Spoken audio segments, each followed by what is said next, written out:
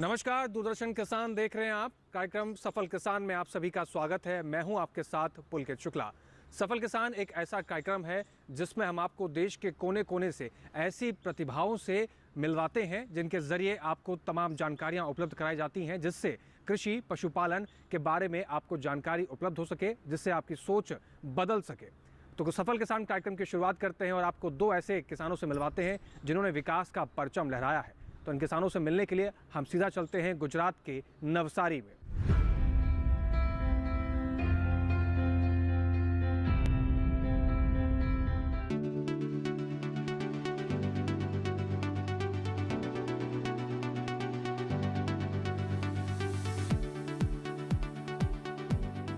हरियाली से भरे खेत में चहलकदमी करते ये है हमारे आज के सफल किसान जयेश भाई। जयेश जी और खेतों के बीच लंबी मित्रता है। जयेश जी अपने 4 एकड़ के खेत में कई तरह की फसलें उगाते हैं, खेत को संजोते हैं और परिवार का भरण पोषण करते हैं। वो बताते हैं कि वो मुख्य रूप से औषधीय पौधे सफेद मूसली की खेती करते हैं। इसके अलावा मोटे अनाज में ज्वार, बाजरा और रागी भी उगाते हैं। साथ ही खेत के बचे हिस्से में सब्जी फसलें उगा रहे हैं। कुल मिलाकर ये कह सकते हैं कि जयेश भाई सेहतमंद खेती कर रहे हैं। साल 1995 से शुरू हुआ उनका औषधीय पौधों की खेती का सफर अनवरत रूप से जारी है। मैं फार्मर हूँ, खेती करता हूँ। खेती में पूरा धान लगाता हूँ, ज्वार, बाजरी, मक्का वगैरह और डांगर वगैरह वो भी खेती करता हूँ। सब्जी में चोई, अड़द, तुवेर वो भी खेती करता हूँ। एक खेती के साथ वो मेरा एक अलग जो खेती है वो सफ़ेद मूसली है। वो सफ़ेद मूसली का नाम बहुत प्रचलित है और हर दवा में काम आता है। ये सफ़ेद मूसली से भी ये मेरा खेती आगे बढ़ रही है।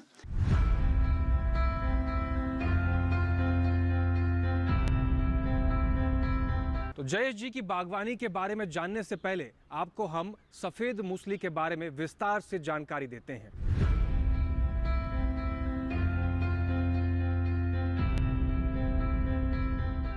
सफेद मूसली लिलिएसी कुल का पौधा है जिसकी कई प्रजातियां पाई जाती हैं। खासकर सभी प्रजातियों की जड़ें बाजार में सफेद मूसली के नाम से बिकती हैं। सफेद मूसली को आयुर्वेदिक दवाओं में वित्त और वात रोगों के लिए प्रयोग किया जाता है। आयुर्वेद में इसे धातु वर्धक, शील, मधुर, कड़वा, ताकत देने वाला बताया जाता है। ये थकान को दूर करता है और रक्त को शुद्ध करता है। साथ ही दूध वर्धक और हृदय को मजबूत बनाने में मदद करता है। प्रतिदिन यदि 3 ग्राम मूसली का पाउडर दूध के साथ लिया जाए तो मनुष्य का शरीर बलिष्ठ होता है।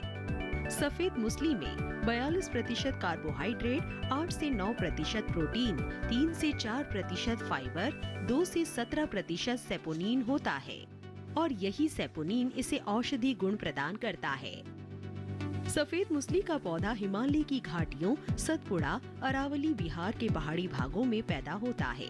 साथ ही राजस्थान के कुछ भागों में, गुजरात और महाराष्ट्र के जंगलों में भी पाया जाता है। राजस्थान और मध्य प्रदेश के जंगलों में रहने वाली आदिवासी जातियां इनके कंदों को खोदकर बाजार में लाते हैं, जिसके कारण जंगलों में से सफेद मूसली नष्ट होती जा रही है और कुछ जंगलों में तो लुप्त प्राय हो गई है। हालांकि अब भी भारत में 9 प्रकार की सफेद मूसली पाई जाती है। इसके पौधे के बारे में बात करें तो सफेद मूसली का पौधा एक 12 पौधा है। इसमें लगभग 6 से 13 पत्तियां भूमि के ऊपर होती हैं। पत्तियां देखने में लहसुन की पत्तियों की तरह लगती हैं। पौधे में फूल का केवल एक ही डंठल 15 सेंटीमीटर ऊंचा निकलता है, जिसमें सफेद फूल लगते हैं, जबकि बीज काले रंग के होते हैं। पौधे की जड़ें ही कंद कहलाती हैं, जो जमीन से निकलती हैं और लगभग 8 से 9 सेंटीमीटर मोटी होती हैं। एक पौधे में औसतन 5 से 30 कंद निकलते हैं, जो कि सफेद रंग के होते हैं। इसीलिए इसे सफेद मूसली कहा जाता है।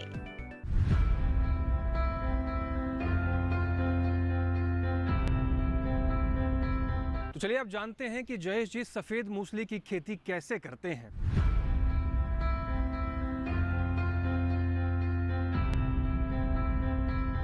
सफेद मूसली की खेती करने के लिए सबसे पहले नर्सरी बनाने के लिए मिट्टी में खाद मिलाकर अच्छी तरह भुरभुरा कर ले और क्यारियां बना ले। इन क्यारियों में ही कंदों को बोया जाता है। बुआई का सबसे अच्छा समय मई जून का माना जाता है। अंकुरण के लिए नमी का खासा ध्यान रखें। कंद 12 से 16 दिन में जमने लगते हैं। जब पौधे तैयार हो जाते हैं तो उन्हें अलग खेत में रोप दिया जाता है। रुपाई करते समय दूरी का खास ख्याल रखें, जिससे पौधों की जड़ों को पर्याप्त स्थान मिल सके। सफ़ेद मूसली है, ये जो सफ़ेद मूसली की जमीन मई महीना में तैयार करना पड़ते हैं। उसका जो ट्रैक्टर का बड़ा चास लेके खेड़ना पड़ता है। उसके बाद में उसका 3 बाई 30 फुट का ऐसा पाड़िया बनाना पड़ता है, यानी कि उसका बेड बनाना पड़ता है। बेड बनाएंगे तो ऊपर का जो पानी है वो नितार हो जाता है। इसीलिए सफ़ेद मूसली बेड के ऊपर रोपते हैं तो उसका जो ग्रोथ है वो अच्छा बनता है। सफ़ेद मूसली जून महीने में लगाना पड़ता है। वो 4.5 महीने का पाक है। सफ़ेद मूसली जो है वो 4.5 सितंबर से तैयार हो जाती है।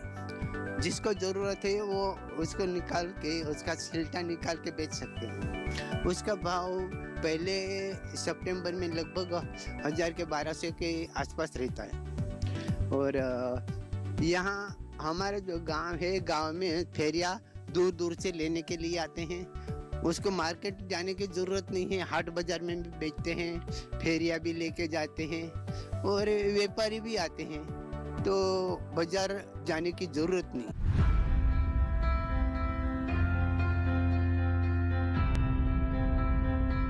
तो दोस्तों, यहाँ हो चला है एक वक्त छोटे से ब्रेक का। ब्रेक के उस पार आपको जयेश जी की एक ऐसी प्रतिभा से रूबरू कराएंगे जो देश विदेश में प्रचलित है। तब तक आप बने रहिए और देखते रहिए दूरदर्शन किसान।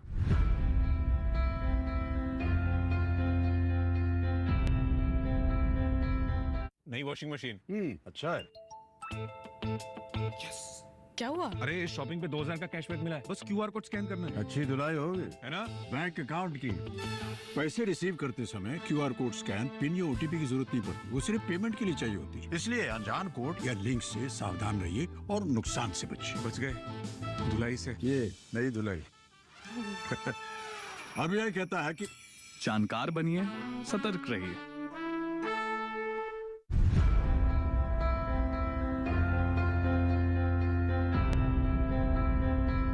ब्रेक के बाद एक बार फिर से आप सभी का स्वागत है। आप सभी देख रहे हैं सफल किसान। अब इस हिस्से में हम आपको जयेश जी के एक ऐसी कलात्मक प्रतिभा से रूबरू करवाएंगे जो जयेश जी को बाकी किसानों से अलग बनाती है।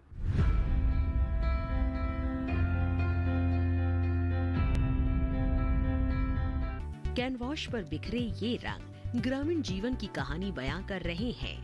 खेतों में समय समय पर होने वाली सस्य क्रियाओं को जयेश जी ने अपनी कल्पना के पंख लगाकर बेहद खूबसूरत बना दिया है। महज शौक के लिए बनाई गई इन पेंटिंग की आज देश विदेश तक मांग है। जयेश बताते हैं कि ये पेंटिंग वारली कला से प्रेरित होकर बनाई गई है। हालांकि पहले इन्हें आटे में रंग मिलाकर बनाया जाता था, लेकिन बदलते दौर में एक्रेलिक रंगों का इस्तेमाल होने लगा है।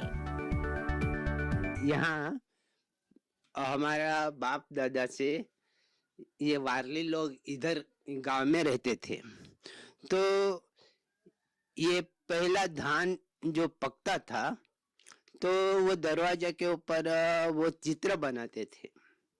तो वो जो चित्र बनाते थे पूरा गांव देखने के लिए आता, वो देख के जाता, जब भी वो पूरा धान नया पाक खा सकते थे। तो उसके बाद में वो पीढ़ी चला गई, लेकिन हम अभी आए तो ये जो वारली पेंटिंग है वो पहले आटा से बनाते थे, हम अभी कलर से बनाते हैं। कलर से ये एशियन पेंट है, एक्रेलिक कलर है, वो पूरा लेके ऐसा पेंटिंग बनाते हैं कागज के ऊपर, कैनवास के ऊपर। और जो हमारा जो पेंटिंग है, और हमारा पेंटिंग देश विदेश में गया है।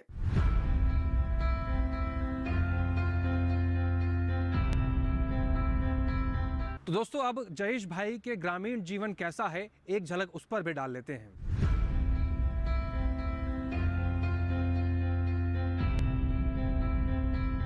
खेतों में दिन भर की जी तोड़ मेहनत और उसके बाद सुकून की रोटी। लेकिन जयेश भाई की रसोई में कोई ऐसी वैसी रोटी नहीं बन रही, बल्कि वो मोटे अनाज से बनी रोटी का सेवन करते हैं। इस समय चूल्हे पर चढ़े तवे पर रागी से बनी रोटी पक रही है। रागी हमारे शरीर के लिए कई तरह से फायदेमंद है। रागी में कैल्शियम की मात्रा सर्वाधिक पाई जाती है, जिसका उपयोग करने पर हड्डियां मजबूत होती हैं। रागी बच्चों व बड़ों के लिए उत्तम आहार हो सकता है। इसमें प्रोटीन, वसा, रेशा व कार्बोहाइड्रेट्स प्रचुर मात्रा में पाए जाते हैं। साथ ही विटामिन जैसे थायमिन, राइबोफ्लेविन, नियासिन और जरूरी अमीनो अम्ल की प्रचुर मात्रा पाई जाती है, जो कि शारीरिक क्रियाओं के लिए जरूरी होते हैं। ये रागी की रोटी ही इधर चलती है। ये रागी की रोटी बना के खेत में लेके जाते हैं और उसके साथ जो चटनी है वो उसके साथ भी खा सकते हैं, सब्जी के साथ भी खा सकते हैं। और ये उसमें कैल्शियम ज़्यादा है। ये हम उसका आदर डालते हैं, आदर के ऊपर उसका रागी का बीज डालते हैं और वो उखड़ के वो लाइन में भी रोप सकते हैं और ऐसे भी डाल के रोप सकते हैं। हमारे खेतों से उसमें रागी दो जात के आते हैं, एक वाइट है और एक लाल है और दोनों में अच्छा है खाने के लिए। और उसमें क्या है, खातर की जरूरत नहीं, ये खातर बिगर की रोटी है, बनाई है।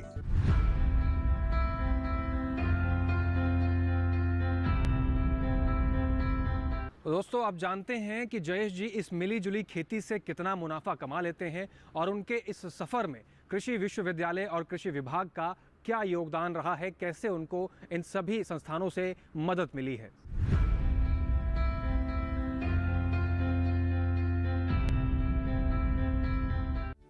जयेश जी बताते हैं कि नवसारी कृषि विश्वविद्यालय के विशेषज्ञों ने पूरा सहयोग दिया है।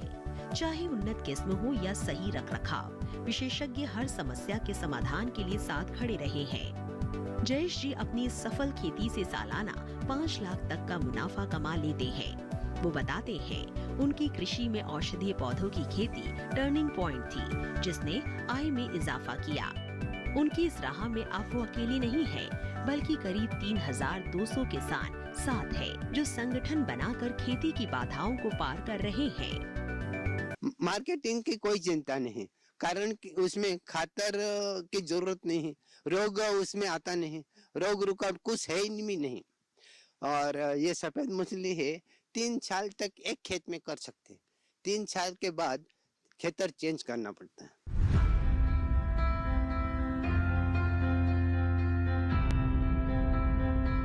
तो दोस्तों, यहाँ पर वक्त हो गया एक छोटे से ब्रेक का। ब्रेक के उस पार आपको एक ऐसे सफल किसान से मिलवाएंगे जो नर्सरी के जरिए अपने जीवन में काफ़ी बदलाव ला चुके हैं। तब तक आप बने रहें और देखते रहें दूरदर्शन किसान।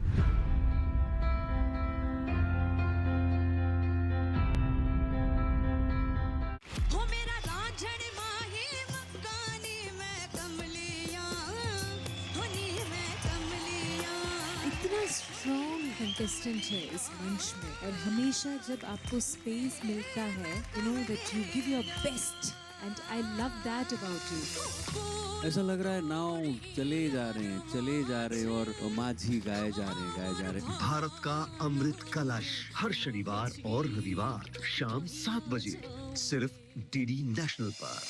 देश का पहला चैनल, देश का अपना चैनल।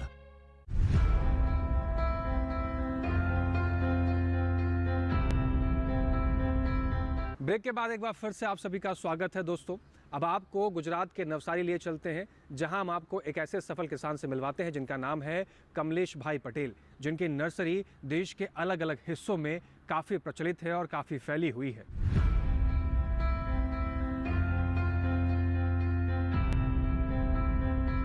खूबसूरत फूलों के बीच सजी इस नर्सरी के मालिक है कमलेश भाई, जो बीते 10 सालों से इसे संवारने का काम कर रहे हैं। उनकी मेहनत पौधों की रंगत देखकर ही पता चल जाता है कि किस तरह से वो इसका रखरखाव करते हैं। वो बताते हैं कि इस समय उनकी नर्सरी में करीब 500 प्रकार के पौधे उपलब्ध हैं। हालांकि शुरुआत में ये आंकड़ा काफी कम था, लेकिन नवसारी कृषि विश्वविद्यालय से प्रशिक्षण लेने के बाद काम में सुधार भी आया और रफ्तार भी। इसीलिए तो आज कमलेश जी के पौधे गुजरात के साथ साथ दिल्ली, राजस्थान, मुंबई, मध्य प्रदेश तक में सप्लाई हो रहे हैं, जिसके लिए उन्होंने एक व्हाट्सएप ग्रुप बनाया जिसमें पौधों की जानकारी से लेकर ऑर्डर लेने और सप्लाई करने का सारा सफर आसान हो जाता है। मैं 10 साल से ये नर्सरी कर रहा हूँ और नवसारी कृषि university agriculture horizontal department Chawla Sahib के अंदर हमने ट्रेनिंग ली और तब से ज्यादा कर रहे हैं। नर्सरी में वैसे तो 2500 की वैरायटी होती है, पर हमारे गांव में 500 के आसपास की वैरायटी मिल रहती है। ये जैसे कि ड्रेसिना, क्रोटन, चंपा, हेलिकेनिया, बिगोनिया, तुलसी, गौड़ी चौड़ी, tecoma, areca palm, bottle palm, ये सभी 5 फुट से 2 फुट से 5 फुट 10 फुट तक के पौधे मिल सकते हैं हमारे यहाँ। फ्रूट में आमा कलम का मिल रहता है और दूसरा फ्रूट का प्लांट चाहिए तो वो हमें बाहर से मंगवाना पड़ता है, पर सभी प्रकार के फ्रूट यहाँ मिल रहते हैं। और किसी को भी इसकी शुरुआत करनी हो तो थोड़ा थोड़ा प्लांट खरीद के उसको मदर प्लांट बनाना पड़ता है। पहले तो इसमें से कटिंग लेके पॉलीटनल में बैग भर के रखने की है, उसको कटिंग डालने का है, वो 20 दिन में तैयार हो जाएगा। इसके बाद उसकी बैग चेंज करके छोड़ देने का है और 3 महीने में वो तैयार हो जाएगा। कटिंग काट के डालने से छोड़ बेचने तक 6 महीना का वक्त निकल जाता है। जो बड़ी बैग बनाए तो छोटी बैग के लिए तो 1 महीना ही काफी है। और मिट्टी में नमी कितनी है वो देखनी पड़ती है, इसके हिसाब से पानी देना पड़ता है। वैसे तो पॉलीटनल है, इसमें पानी की बहुत जरूरत पड़ती ही नहीं, पर फिर भी देखना पड़ता है और फंगस की भी देखरेख रखनी पड़ती है। हमने एक नर्सरी का ग्रुप बनाया है, मीडिया ग्रुप, जिसमें हम हमारा जो प्लांट तैयार होता है जो उसको हम ग्रुप में भेजते हैं। जिसको जरूरत होती है, जिसके पास व्यापारी आता है उसको बताते हैं कि वहां पर आपको मिल जाएगा, वहां व्यापारी हमारे पास आके लेकर जाते हैं।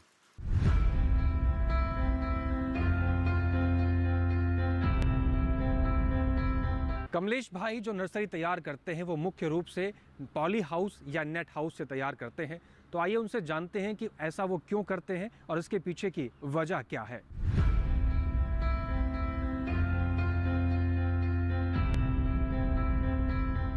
नर्सरी बनाने के लिए पॉलीटनल और नेट हाउस जरूरी है। पॉलीटनल में कोई भी सीजन में कोई भी प्लांट हम तैयार कर सकते हैं और छोटे बैग में तैयार करके बड़ी बैग में चेंज करके उसको हम बेचने के लिए तैयार रख सकते हैं। बेचने के लिए व्यापारी घर पे ही आते हैं। दिल्ली, मुंबई, मध्य प्रदेश, राजस्थान सभी जगहों पर यहाँ से माल जाता है।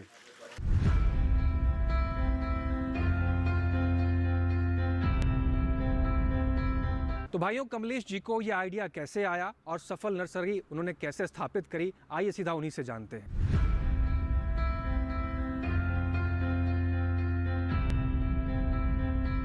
कमलेश जी की 2 बीघा में फैली नर्सरी उन्हें उनके शिक्षक से विरासत में मिली है। पहले उनके शिक्षक इसे संभाला करते थे, लेकिन उनके जाने के बाद पूरी जिम्मेदारी कमलेश जी पर आ गई, जिसे उन्होंने बखूबी संभाला भी और बढ़ाया भी। कमलेश जी का मानना है कि आज का युवा सोशल मीडिया का सही इस्तेमाल करके और ट्रेनिंग लेकर बेहतर काम कर सकते हैं। हमारे यहाँ 5 लोग काम करते हैं और शुरुआत करनी हो एरिया 2 बीघा में करते हैं हम। हमारा ये नर्सरी मैंने ट्रेनिंग ली, इससे पहले हमारे यहाँ एक शिक्षक थे अमृत भाई छोटू भाई पटेल, जो आज नहीं है, पर शायद उन्होंने 1990 में के आसपास चालू की थी। ये नर्सरी उन्हीं की देन है, उन्हीं के हम आभारी हैं। युवाओं को मैं यही बताऊंगा, ये नर्सरी का है वो देखें और लैंडस्केपिंग यानी गार्डनिंग से सब यहाँ काम मिलता है। नौकरी नहीं मिले तो भी नौकरी से भी अच्छा हम कमा सकते हैं।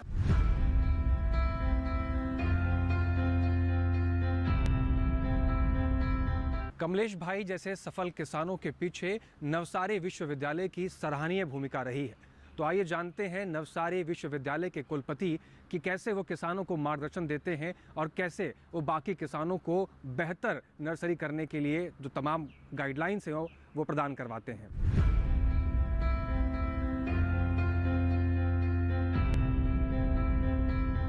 नवसारी कृषि यूनिवर्सिटी एक्सटेंशन एजुकेशन को पर ऊपर बहुत जोर देती है। आपने शायद देखा होगा कि हमारे जो किसानों के पास जो यूनिवर्सिटी के बारे में जो जानकारी है वो इसी की वजह है, उसी का परिणाम है। तो हमारे पास आज हमारे पूरे इस यूनिवर्सिटी जुरिडिक्शन में हमारे पास 5 केवीकेस है। केवीकेस किसान कृषि विज्ञान केंद्र, और 2 जो है वो एक गुजरात यूनिवर्सिटी का और एक बायफ का, मतलब 7 जिले में 7 कृषि विज्ञान केंद्र कार्यरत है। अभी इसकी पहली शुरुआत बहुत पहले 1978 में सरदार स्मृति केंद्र यहाँ एक सेंटर है, जहाँ पे हम किसानों के लिए बहुत सारी जो भी माहिती उनको देना है, जो भी टेक्नोलॉजी देना है, उसके फोटोग्राफ हो, उसके स्कल्पचर हो, उसके जो वैरायटीज के जो दाने हो, उस सब उसको डिस्प्ले किया है। और इसी ये पब्लिक प्राइवेट मोड पे किसानों के पैसे से ये सरदार स्मृति केंद्र बनाया है। और हमारे पास यूनिवर्सिटी इलाके में 17 सेंटर पे जो टेक्नोलॉजी से सज्ज हमारे खेत भी हो, टेक्नोलॉजी भी हो, उसका हम किसानों को बताने के लिए हमारे 17 सेंटर चल रहे हैं। हम जहाँ तक एक्सटेंशन का सवाल, हम 9 तरीके के अलग अलग सर्टिफिकेट कोर्स भी चला रहे हैं। 14 और विभिन्न तरीके के शॉर्ट टर्म कोर्स भी हम चला रहे हैं। वोकेशनल कोर्सेज भी संचालित हो रहा है। इसी माध्यम से हम एक्सटेंशन का काम कर रहे हैं।